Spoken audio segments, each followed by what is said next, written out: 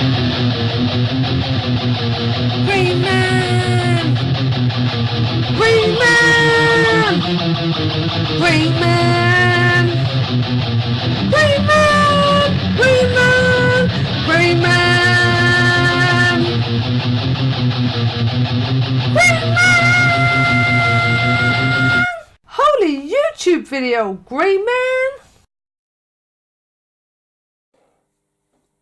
Okay, it's Wednesday again and we've got another nice long box here. Long box number D. There's nothing written on it. I've actually had a look inside it already because I was being nosy. I had to pop out for a work, an old work colleague's do. And to be honest, I wasn't really feeling it. I got there, the place was packed and I thought, sod it, I just came home. Couldn't be bothered. I'd rather sit with my comics than go and be with people. I'd rather sit with my comics instead. Right, this is quite an interesting box anyway. Dr. Fate. Yeah, the 4-part of this one. Dr. Fate 4-part from 1987. That's when it was still Kent Nelson. It's changed a few times since then. I don't know if it's gone back to being Kent Nelson with the rebirth. Who knows? I'm not reading anymore, not new ones. Only old ones is all I'm interested in nowadays. Right, so after the 4-parter in 87, it went on to an ongoing series. First issue of this ongoing series just says winter. Doesn't have the month on there, so I don't know if that meant it was being... It's interesting. That one says number 1, winter, rather than a month. And this one says number 2, holiday. Well, this is Dr. Fate with a comedic twist to it though. Naboo, the spirit of Naboo. I think the spirit of Naboo was in Kent Nelson's dead body or something. I can't remember now.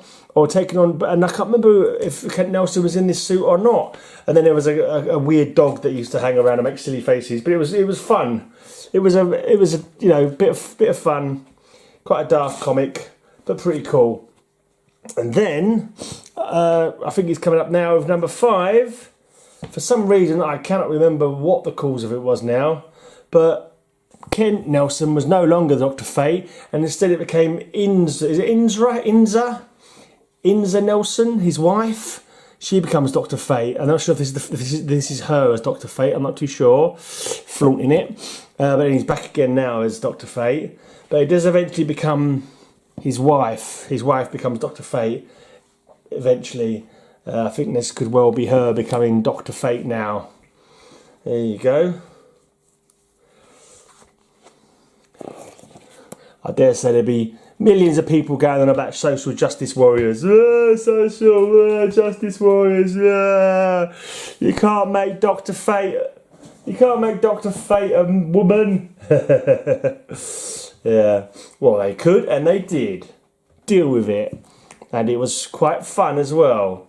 Actually, I'm not sure. It looks like it's still a man there. I can't really tell. It looks more like a male anatomy to me from that picture. But no, there we go. Maybe there was 2 at one point. Maybe they were both being Dr. Fate for a little while. Ken and Inza. Anyway, Inza definitely becomes Dr. Fate eventually.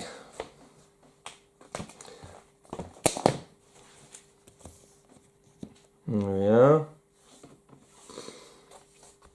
Yeah, because it was quite funny. Naboo inhabited like I think it was the body of Kent Nelson, and he was a bit bit crazy.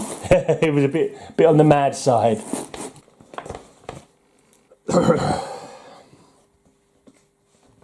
Still appears to be Kent Nelson there. Maybe it switched backwards or forwards a bit. Cool covers anyway. Interesting. Suddenly a stranger. I don't remember if Etrigan appeared at all. That looks a little bit like Etrigan, but yeah, no, not really. Other than the red eyes and the ears, it doesn't really look like Etrigan. The return of Kent and Inza Nelson. Right, here's Dr. Fate with 4 arms. And yeah, it got a bit confusing. I am Dr. Fate. I am Dr. Fate. I am Dr. Fate. Will the real Dr. Fate please show up? So Kent Nelson should have jumped out and said, I'm Dr. Fate and so is my wife. The endless end. A new era, a new Dr. Fate. Looks like Imza to me. The Search for the Lords of Order.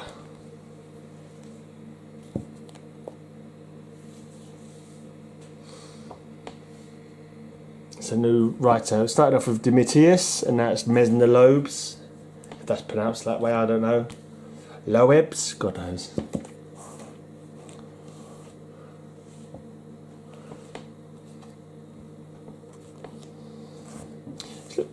Female Dr. Fate did look quite cool actually. Didn't look bad at all.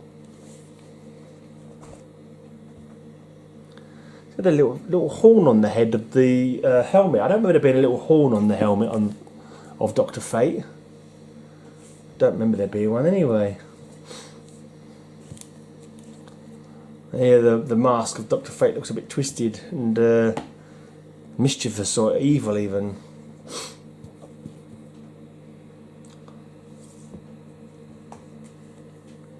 Again, the mask of Naboo is looking strange. Okay, is this the return of the original Dr. Fate? Oh, if it wasn't for long, because here we go again with the all-female Dr. Fate. And if you look at her mask, it appears to be more than just a helmet. It seems to be covering her neck and everything. It's a bit different. And a special tale of the original Dr. Fate. So this is not continuing from the female Fate. There she is. Mrs. Nelson Goes to Washington. Double Jeopardy.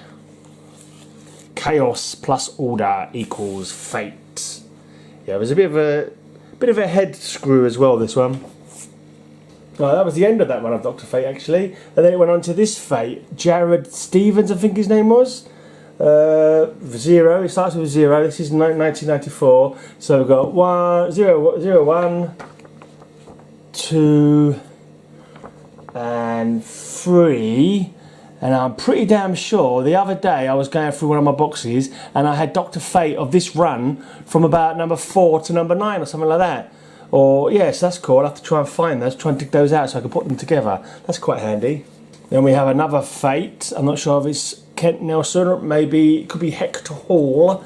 Didn't Hector Hall, who was the Silver Scarab, who was the son of, I think, Hawkman or Hawkwoman at one point, in some continuity or other. I think he was reborn as Dr. Fate, whether it's in this story or in another story.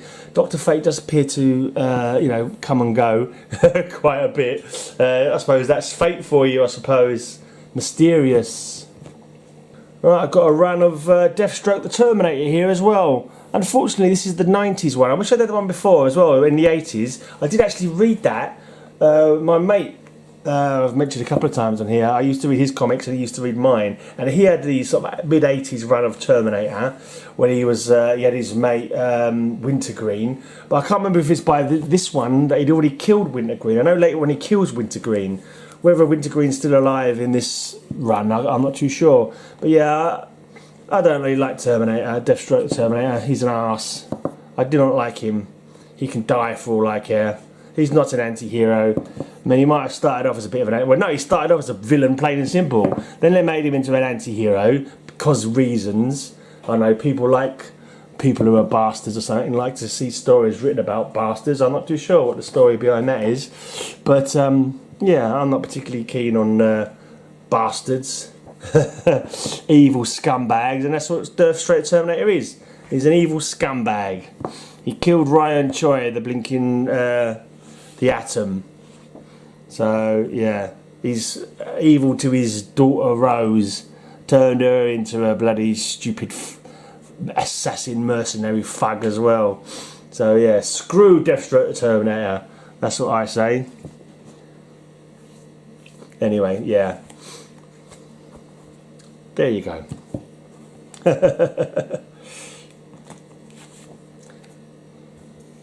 Not a hoax, not a dream, the death of Swade. Can't even say it, I said Swade then. Swade Wilson. No, Slade Wilson. He doesn't die, obviously. He wouldn't be dead, he's here. He's here still alive. He's got to be, isn't he? Because that's only number 16. Oh, that's really interesting. I don't have that full run because then it goes to 35. Oh, did I put those up? No, that's all right. No, it's okay. I'm being a silly Billy. I put one little pile little handful I took out on top of the other pile that I took out. So no, here he is. All right, so maybe he did die. Maybe this thing is meant to bring him back to life. Because there you go, the Assassin Reborn. A couple of issues later, he's not dead. Look. Right, I need a few covers on some of these. Must put some covers on. Yeah, he messed with the Vigilante. One of the very many people who are called Vigilante. Obviously, one of the female. I'm not sure how many females have been Vigilante in the past, but at least one, as we saw by that picture. But there's been about 9 people who've taken the mantle of the Vigilante on over the years. Now bi-weekly, no one escapes the Black Dome. Call of the Wild. That's not quite how the song goes, is it?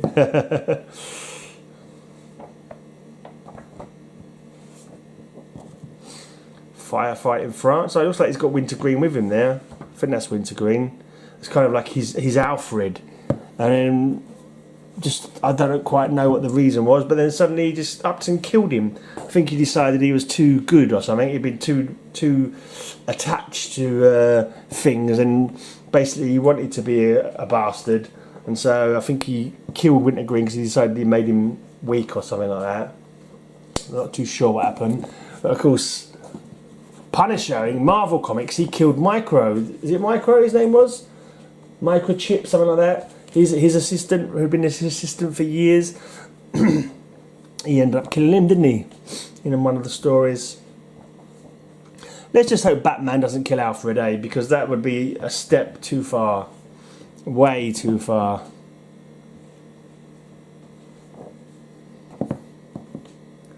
Between Iraq and a hard place. That's a good one. Deathstroke Terminator. Got the bead on Oliver Queen there. Green Arrow. Wedding in Red. Looks like Deathshot as... No, Deadshot, isn't it? Deadshot is shot Deathstroke. That's a tongue twister. Deadshot shot Deathstroke. Deathshot shot... No. Yeah, you try it. Deadshot shot Deathstroke. Try saying it 5 times quickly. Deadshot shot Deathstroke. No, it's not possible. I challenge you. Let that be the challenge. Write in the comments below whether you've been able to say Deadshot shot Deathstroke. Deadshot shot Deathstroke. Deadshot shot Deathstroke. Yeah, I can't do it. If you could do it, you're a better person than me. That's all I can say. Right, so we got to 49. It's gone to just Deathstroke. A while back, actually. It was Deathstroke the Hunted for a while. It was Deathstroke the Terminator. Then it became Deathstroke the Hunted. And then it's just plain old Deathstroke. And there we have the 50th issue. 51. 52. What's Iron Man doing here? Iron Man appears to be in DC Comics.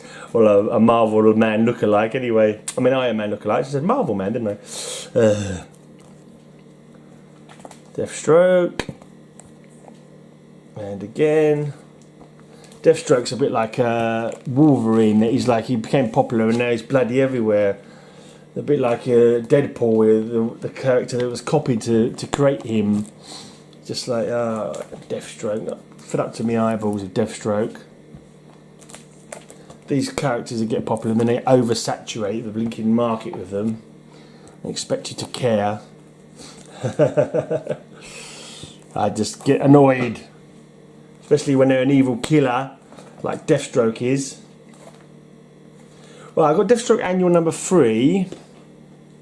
And Deathstroke Annual number 4. I'm pretty sure I do have 1 and 2 somewhere from this run. I'm pretty sure in one of them it's the Bloodlines one. Possibly in the first one, it's the Bloodline ones where gunfire gets created. And I'm pretty sure I have that one because I remember the story. So it's just not in this box by the looks of it. Right, but what we do have in this box though is a good guy. Captain Atom. Yeah, he's a good guy. This is from 1987. Should have a full run of this. No bag on that one. That should be rectified. Number 3. I don't think I bought this one as it came out. I think this is another one I bought on a catch-up kind of basis. Again, I think this is one that my mate Martin had, and I obviously read it from him. And he ended up selling all these comics without offering them to me, or offering me the chance to buy them. Obviously, I wasn't going to ask him for nothing. But yeah, so I ended up, picking them up from other places, eBay most likely. There's some prices on the corners here, so I probably got them from my comic shop as well, quite possibly. This is, I think, his first run that he had when he came over from Charlton Comics. Captain Atom is not in this comic book. Okay, thanks for the warning. There we go, into Millennium. Only 1 week Millennium on Captain Atom. That's a surprise. Most of them had 2 weeks on Millennium, I thought. Or maybe there were some titles that were like, I don't know, bi-monthly or whatever. Twice a month. I don't know. Right, Captain Atom Annual. Enter Major Force. Is this when Major Force first came around? I think he was created in this comic. He has been used quite a bit, Major Force. He's a major arsehole as well, because he killed Alex, I think her name was, who was the girlfriend of Kyle Rayner when he first became Green Lantern. She was quite controversial, her character, because of the way she was used. She was used as I don't know what we'd call it, as like I don't know, not a Deus Ex Machina or whatever, or I don't know, but she was killed basically just to promote the hero kind of thing. I think it was Gail Simone who came up saying it wasn't a good thing. Girlfriend in the fridge was not and it became a bit of a, I don't know, a saying or something, a bit of a trope kind of thing. I didn't like the fact that the character was created just simply for the purpose of being killed off. I think the fact that she was a woman, was like, women in comics are just treated as, cannon fodder to encourage the men to protect them or get revenge for them and that kind of thing. Yeah, that's how Captain Atom looked back in Charlton Comics. And Blue Beetle, I suppose, as well. But Blue Beetle hasn't changed so much since his Charlton Comics days. Well, he has now, of course. He's a completely different Blue Beetle because Ted Cord is dead, obviously. Right, Nightshade, I think, and that must be Plastique. I think Plastique, I mentioned, was it last week when I was going through some other comics? Or was it early? No, it must have been last week. Where was she? I think she was in Firestorm. I'm not sure where she originated from, whether the Firestorm comic or here. But I think Captain Atom and Plastique had almost a bit of a relationship for a while. Captain Atom, sir! He must have been in charge of the superheroes during the First Strike invasion. Right, and we have the second Captain Atom annual. There's Queen Bee there, must be in Bialia. I don't know if that's pronounced that way, Bialia. But yeah, she was like a ruthless dictator of her country.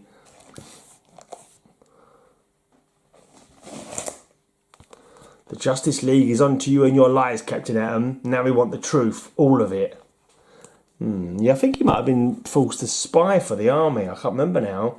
He was kind of controlled by the army because they created the experiment in this version of Captain Atom.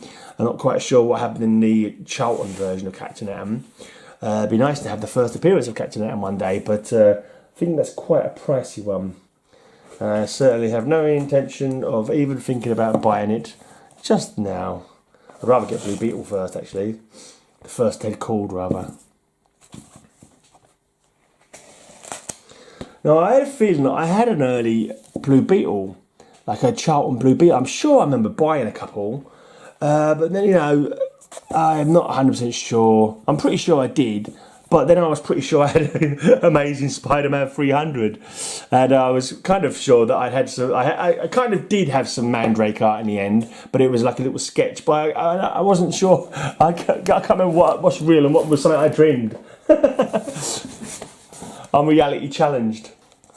More Captain Atom. Yeah, I don't know. It feels like it's real that I did buy an old couple of Blue Beetle Charlton comics, But we'll have to wait till I find a box with them in to find out if I did or not. What else am I looking forward to finding out if I have? I was kind of sure that I had New Mutants 98, which is the first Deadpool, I believe. And when I saw it on people's channels, and I was like, oh yeah, I recognise that, I've got that. But I thought the same thing about Amazing Spider-Man 300, and it seems to have been proven wrong. And I do not have, at least not in the Spider-Man box. I got a feeling there might be another Spider-Man box though, because but yeah, well, I don't think so. I'm pretty sure there isn't, but I was just a bit surprised that there was no Sensational Spider-Man in my collection. And I was thinking, oh, maybe Sensational Spider-Man somehow is in another box. But it doesn't, I don't think so. Anyway, let's not go back over old ground. Let's just look at Captain Atom. Here we've got a nice shot of Red Tornado there. Looks like he's going to do Lally again. Here we go. The Trial of Mystique. Sorry, Plastique, not Mystique. What am I saying? This is a nice cover. Looks like it's done up in a kind of like old style. The logo looks kind of old style somehow. And just the way the page is formatted out into 4. I don't know, it's got an old kind of feel to it. This is Pops. He might be more powerful than Captain Atom. He might be more powerful than anybody. Okay. Captain Atom having an assault in space. Attack of the Zombie Dolphins. The return of Shadowstorm and the beginning of the Quantum Quest. Here you go. Quantum Quest Part 2. It wasn't lying. It really was the beginning of the Quantum Quest. And this is being written by Ostrander at this point. Was it written by Ostrander from the beginning? No, it wasn't. But he obviously came in. It must have been after Firestorm finished. I think Firestorm finished about 92, actually. I went for my Firestorms the other day. Anyway, that's the end of the Quantum Quest and the end of the Captain Atoms. Hopefully that's the end. Anyway, there's 57 of them there. I hope that was the full complement and I've not got any missing. Right, now this guy, Breach, he was like a Captain Atom analogy, or whether he was meant to have been Captain Atom. I can't recall what the story of this was. I think somebody wanted to write another Captain Atom story, and something happened, they weren't allowed to make it Captain Atom, and so they created this character called Breach instead. But he's got a lot of similarities going on with Captain Atom, with his power set. Didn't run for too long. I got a feeling it's possible that Captain Atom might actually make an appearance in the final issue. I can't remember now.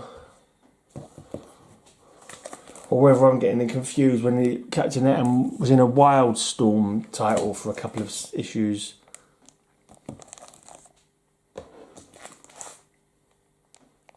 Interesting logo, the Breach. I think it was some kind of quantum breach. They breached some dimensional wall or something like that. And that's kind of where he got his powers from. And there's the final issue, number 11. Now we have a short Mr. Miracle run. Number 1, this is from 1996. Versus the Justice League America for some reason. Here he is, unchained. Here he's having a duel with Death, the Black Racer. Gotta be one of the daftest characters ever created, the Black Racer. I'm sorry, Jack Kirby, but some of your apocalyptic characters, some of your Tomorrow people or Forever people, daft as a brush. Some of the new gods are just silly. I'm sorry, but that's just how I feel. The Black Racer being the silliest of the lot. How people can look at the Black Racer coming in towards them and feel afeared. It's just like, I'm sorry, but my this is ridiculous reflex kind of overpowers my oh my god, death is coming reflex.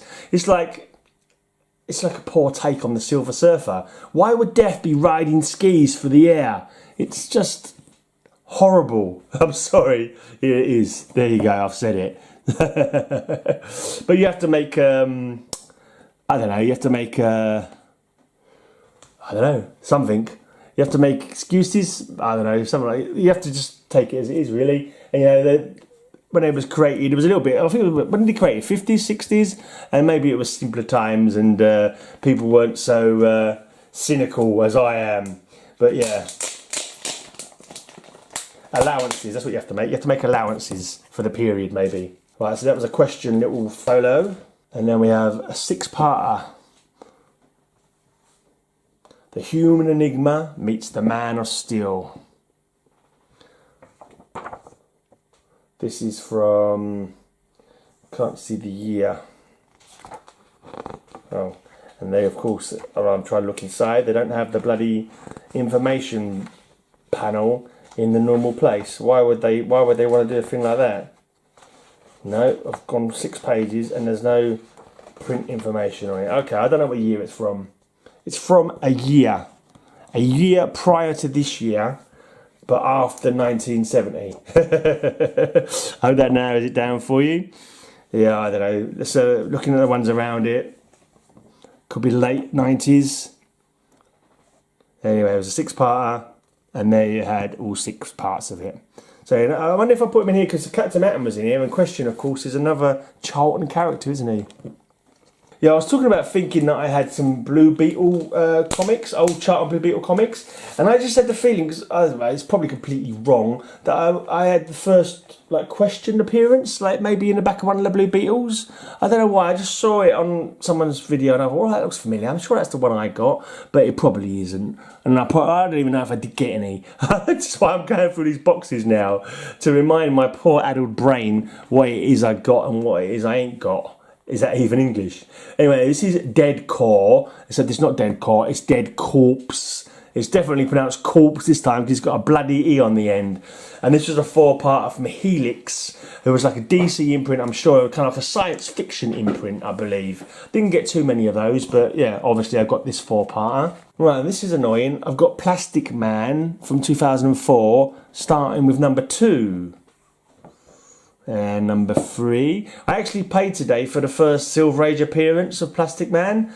Daz the Key Chaser was saying how it's a hot book because Plastic Man apparently might have a film coming out soon. And of course no one can afford his first appearance in Police Comics or whatever it was back in 1941 or whatever, because that is mucho money. But the Silver Age first appearance was in oh damn, what was it? A World's Finest, I think it was. It's either a World's Finest or a Brave and the Bold. I can't remember now. That's annoying. I only ordered it today as well. And he was going, I paid just over £10 for it. So I thought, why not? I like Plastic Man. And it was, Plastic Man was one of the creations that Dial H for Hero, Robbie Reed dialed up. He dials it up, and I like Dial H for Hero as well. I've never had a Robbie Reed Dial H for Hero. I've only had the when it was the 2 people, and a couple of later ones as well, when it was just more or less a dial on its own, finding new people. But yes, I was quite happy to get that. Well, we've got a 4-parter from Vertigo. Weird Western Tales. This is an interesting cover. That horse is pretty reliable, that horse is. He's not letting him down at all. That's quite a funny one. Funny or weird, I haven't decided.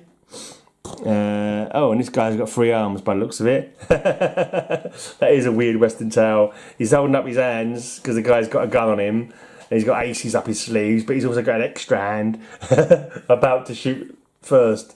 That's quite funny. Also from Vertigo, got this little book, Totems. I think it was like a one-shot. I don't know why it says V2K, whatever that is. What if you threw an end of the world party and everyone came? It's got Swamp Thing, Black Orchid, Shade the Changing Man, Cliff Steele, John Constantine, and Animal Man. Cliff Steele is Robot Man, of course. From America's Best Comics, we have Promethea. I didn't realise I actually had the... I can't remember if I bought these myself or some. I think someone might have given these to me, actually, for free. I don't know if Promethea #1 is worth anything now. It'd be nice if it was optioned for something. But I've actually got them all in graphic novel, in collected form now as well. Because, yeah, I've really enjoyed this. It gets a bit heavy, a little bit mind confusing at sometimes. But it's basic core. It's just, it's a good story by... Alan Moore, of course. Good art, interesting characters. Yeah, there you go. Here's Promethea. So I've got the first 5 parts there. 6. I definitely haven't got the full run in comic form. Otherwise, I wouldn't have bought the bloody graphic novels. But I've got quite a few. 8. And I think I might have a couple of others actually that I might have got in a. Sure, I picked up somewhere else. I can't remember now. Maybe I'm confusing. Anyway, 10.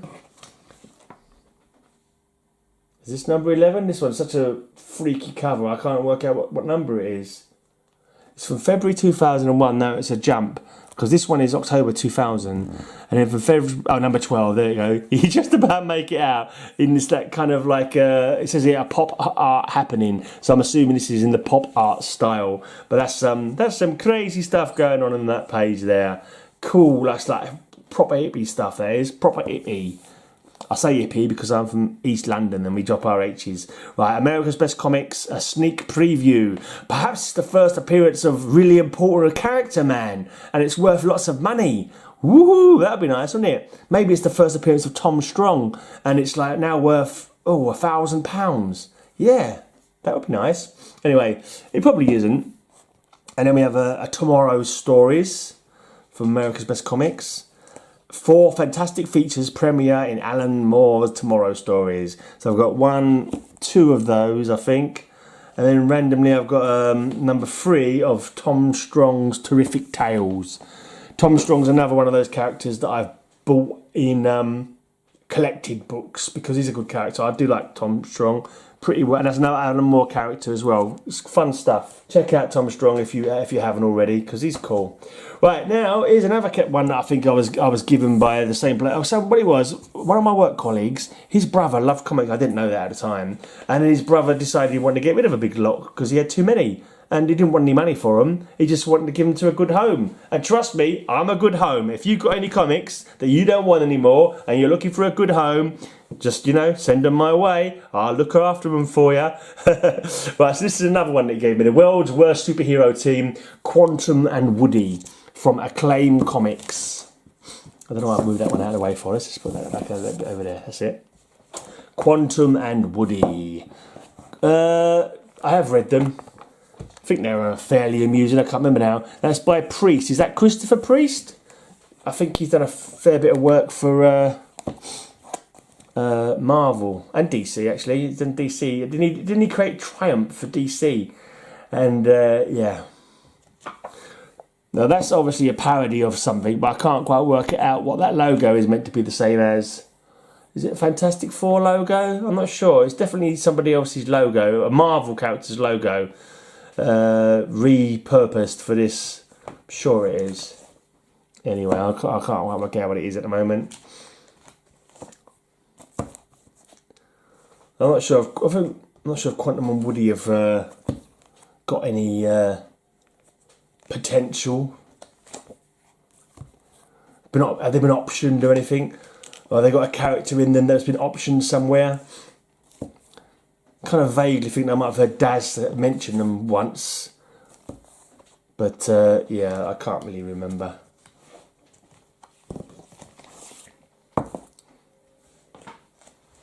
I don't think this is their first run anyway. I don't believe so. But then I have no blooming idea, to be honest. Quantum and Woody. Did I miss a few? Did I still got? No, I think I might have got a fair little run here actually. Not sure how long it went for. All right, no, that's number 17. It jumps, and I've got number 20. Beware of the Dark Kitty. That's got to be a pop-up blinking Black Panther in it. Dark Kitty. And then we go to number 21. And that seems to be that. That's the whole of that Quantum and Woody run. But I have number 16 of Exo Manowar versus Quantum and Woody. I'm assuming this is Exo Manowar and not Quantum and Woody title. Because Exo Manowar is written in big letters. But he does mention the World's Worst super team. But I'm sure I've already got number 16 here. Yeah, so it won't be... And it's by a different creator. No year. I hate it when you can't see a year on a book. It really gets on my nerves. Because it's so easy. Just put the year on the covers, guys. Stop not putting the year on the covers. A lot of the rest of this box is comics created from role-playing games. RPGs, I used to do a lot of role-playing games back in the day. This one here, Villains and Vigilantes, was one of my favourites of all time. Definitely one of my favourites. I spent hours creating superheroes and supervillains for this game. Spent hours playing it, mainly with my cousin Amos. He really loved the game. My mate Martin, that I told you about, he used to play the game. Anyway, so one of the sort of sets that come with the book sets that come with the first rule set is called Crisis at Crusader Citadel, and this is kind of like a comic reimagining of that role-playing scenario. Basically, it's not the greatest art. It's Jeff D who did the art for these, but it's certainly capable enough. It's good enough. I like it. I would have, and they've got some interesting characters as well. He does what he needs to do. He tells a story, has some action. It's not, obviously looking at that, it's not the top-notch art you see. You wouldn't be paying thousands of pounds for a variant cover by him, but he does a good enough job to show what you need to see in a superhero comic. And and it was just a really, really good role-playing game. Unfortunately, though, probably one of the least popular role-playing games of in the superhero genre, because obviously you had the DC superhero game, you had the Marvel superhero game, and there's a few others I think were considered more popular. Even though I thought Villains of Vigilantes, I owned most of them. I didn't own the Marvel or DC role-playing game, but I owned most of the other superhero ones, and Villains of Vigilantes is by far, to my mind, the best one. I actually made a video about it. It's on my channel if you're interested. But anyway, one of the other systems, this is the Champions, I think, the Champions system, and they had quite a few role-playing game campaign books. And I bought most of them actually. I do have a lot of them, and you could see what the sort of like the invented teams that were created, obviously by the original writers and creators of the role-playing game, and they made a few comics with them. So this is them. To be honest, I can't remember it as well as the Villains and Vigilantes, because this game, Champions, did make a lot of characters in it, but as soon as I started trying to play the game with my players, it was just awful. I just found it awful for playing. My mate wanted to create a Wolverine kind of character. I think he called him, I can't remember what he called him now. But as soon as he met, in his first battle, I thought I'd make someone, to be a little bit like him, that he can fight. So to sort of be a Sabretooth to his Wolverine kind of thing. But the way the damage was worked, he took one swipe from this guy's claws, and that was it. He was like fighting for his life basically. And it was like, well, that's not hardly the knock him out, drag him out fight you want it from a superhero game, is it? Anyway, but this is more Champions. This is the mini-series. So first of all, you had that Marksman annual. Marksman was one of the characters, I think, possibly from the Champions team. And then we have this mini-series. I think that might be Flair. I think I showed you a Flair comic a few weeks back. I don't know if you remember. I actually need to get hold of that comic. I've only got one of a run of comics, but there was one particular comic that my mate Martin had actually, and I read it, and it was one of the funniest scenes I've ever seen. She basically has a wardrobe malfunction, and she's fighting like a bit of a silly villain who's more of a pain, a bit like an ambush bug kind of character. I think it's called Foxbat or something like that. And he gets all like, "Oh my god," I'm embarrassed, and he pops it back in for her. And it was just like, and then she proceeds to pummel the crap out of him. But it was just I just found it very amusing. It was silly, but it was amusing. Right, sticking with role-playing games. This is a different role-playing game. I think this is, I can't remember what this one was called now. What was the name of this role-playing game? Was it Justice Alliance, maybe? Hero Alliance? Was that the name of the system? I can't remember. This was another one that, when it came to actually creating characters for it, it was a bit long-winded. And in fact, I don't even try to do a role-playing, to actually do a campaign with it or a gaming session with it. But there was a team that was created, like in the rule books, called the Justice Machine, and they obviously made their own comic run from it. So Comico, first of all, was a 4-issue mini-series of Justice Machine. And then there's another team called the Elementals. I can't remember if that was created for the game or whether that was already a Comico title. I'm not massively huge on the You know, only the big two really. I never collected many of the independents that much. So they had a 4-part mini-series, and then we got like a run of their comics as well. Not the greatest of art. It's all right. I think they're from another like universe. I think they end up coming to Earth from another dimension. But anyway, just look through them. I can't say I remember any of the names of any of the characters either. Just looking at them, they don't ring any bells, you know. Can't remember their names. They're familiar, but not familiar enough for me to remember the names. Alright, this guy here is called Demon. He's called the Demon, I think. Yeah, at last, the secret revealed. Daddy! Yeah, you can see the art is not magnificent. It gets the job done, it tells the story, but you know, no one's going to be queuing up for hours to get the signature of these guys. I'm sure. Alright. I don't know, there's some people who probably really, it could be that some people, this is their favourite ever title. You just don't know with people, do you? People have got different tastes. But, yeah. So I've got a fair old run of this anyway.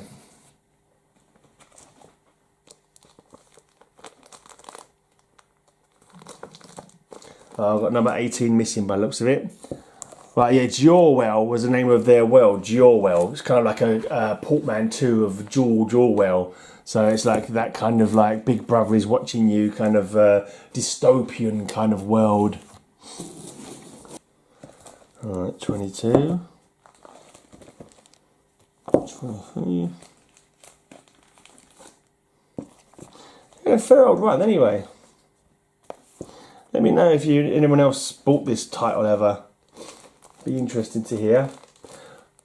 If anyone bought this title and only have one, if anyone out there happens to possess number 19, was it?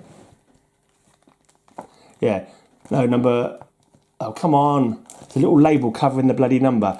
Number 18. If anyone happens to have number 18 of Justice Machine that they don't want, get in touch because it'd be nice to fill that little gap in the collection there.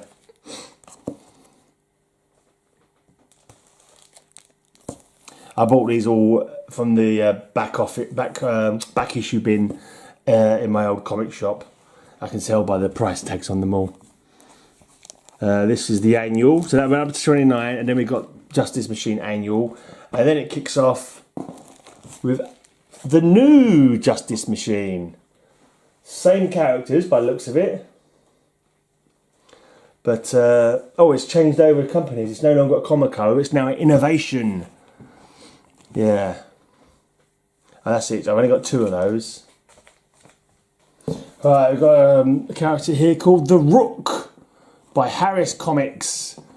Right, I couldn't draw, but that's pretty rough, I've got to say. That is a pretty rough drawing there.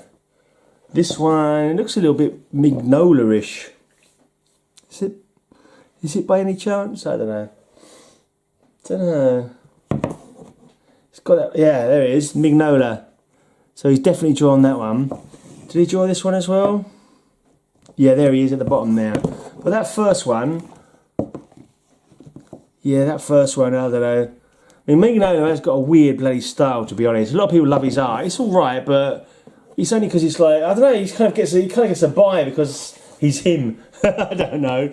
Let me come down to it. I'll be like, yeah, they're not really enjoying it. His art's a bit ropey, to be honest. His funny, blocky characters that he draws, but he's just sort of his style has become its own, hasn't it? And people like that style now. It's just something about how he does it. He's got his own character or something. Anyway, that was The Rook. 0 plus 4 parts. Legacy. It's a Comico. Bill Willingham. Strike Force Legacy, this one is called. 48 pages. And we have a Wildstorm Summer Special. Then we have 2 parts, mixture of Witchblade, Aliens, Darkness and Predator. It's called Overkill, come from Top Cow Productions, Image Comics and Dark Horse Comics. Overkill 1 and 2, that is both of the titles.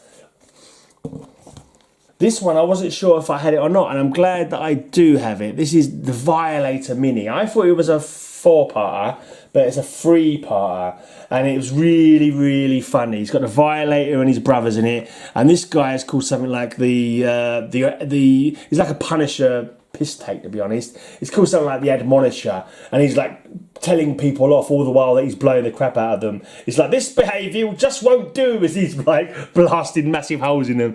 It's a very funny comic anyway. Quite bloodthirsty, as you can see from the end of that one there. But yeah, I think it's just a 3-parter, but it's a lot of fun. Then we have some Vampirella Model Search Special. I'm pretty sure I didn't buy these myself. I think these ones were given to me. I've got actually some more of these Vampirellas because another mate gave them to me. I think these were given to me by my old work colleague's brother, and then my mate Vic Bubb has given me a load of Vampirella as well. So that's cool, from Harris Comics. I'll have to see. I think I might have that one as a double. I think you might have given me that one already. Glenn Fabry cover.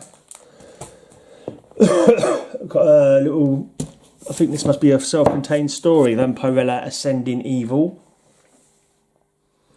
And we've got a couple of Voodoo. I remember seeing another Voodoo just on its own. I wonder if it could have been number 2, because I've got Voodoo number 1 there and Voodoo number 3 here.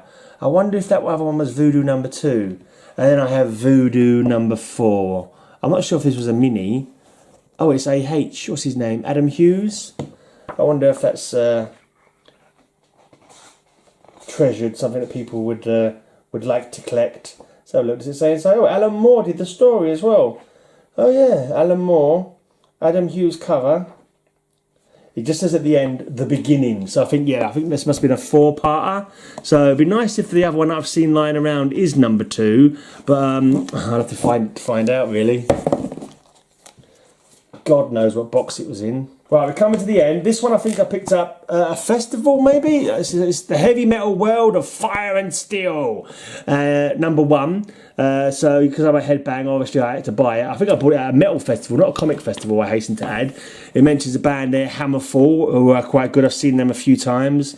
It's all in German. Heil, Welschband hat ein Comic-Variant. Einfach ein Postcard mit dem Bandnamen Verhössen und Ab un.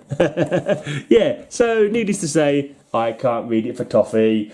Right, we've got Evil Ernie Zero from Chaos Comics. Right, now, I don't know why I put these in a box. These are actually some collected ones. This was a really good title. I don't know what made me collect it in the first place. I think I just saw it in passing on Amazon or something. I thought, all right, yeah, I'll try collecting these, see if they're any good. And they were quite good. But I put them in a box, and I haven't got that many of them. I wonder if I should try and pick up the others, because they were quite good. Noble Causes. It was like a Fantastic Four kind of takeoff. It was the Noble family. Noble was their surname. So I've got 4 volumes of this. 1, 2, 3, 4. And it was all kinds of shenanigans going on. Yeah. But it was fun. It was like a soap opera with like superhero elements. It was good. It was pretty cool. And then there was an extended family. I think that was just a one-shot kind of story. It says number 1 on the side. So I'm not sure if there was more of that. I don't know what's happened there. Why it's got, how that's been called. Maybe the glue somehow in the comic, but it's just like a big line down there looking crap. I'm not sure if there's any more of this one, but it does talk about coming in July from Image, another 4-part called Distant Relatives. So maybe I should try and pick those up. Right, then we have 2 parts of Dark Horse Comics of The Mystery Men. The Mystery Men from the TV show, not TV show, the film. I don't know if I've got DVD or video, but I've got that film because I collect all superhero films that I can possibly collect. It was like a silly superhero story, but you know, it was fun. Quite enjoyed the movie. I can't remember what the book was like, the comic was like, but dare say it was decent enough. We have an annual from '99, Dark Horse Presents Junior, DH Pig Junior. stories of your favourite characters before they became your favourite characters. So I don't know if they're reimaginings of them as, you know, as younger or whatever. I don't know if there's any important first appearances of anybody in here. I highly doubt it. It's featuring 8 great tales of famous characters when they were young. So that's an interesting take. Okay, it's got Usagi Yojimbo. It's not someone I ever collected, to be honest. Right, now I do have 3 more books in here. I will show you, kind of. Basically, I'm not going to show you in order. It's the world's sexiest comic magazine. It's a little bit not safe for work, let's just say. Let's try and hide that bit. Yeah, Penthouse Comics, basically. It's I won't show them for too long because they are a little bit on this soft core kind of pornography side. Now this one I'm gonna cover up a little bit because you can see her bottom. You can see her bottom. You don't want to see people's bottoms now, do you, on YouTube videos? It is rather a nice bottom. It's from November 1996. This one, oh look, this is appropriate for, it's December 1996. It's the Christmas issue. There you go, it's the Christmas issue of Penthouse Comics. And somebody's got a rather unique present there. Right, that's it. That's everything on this week's Counting Comics. Cheers for watching.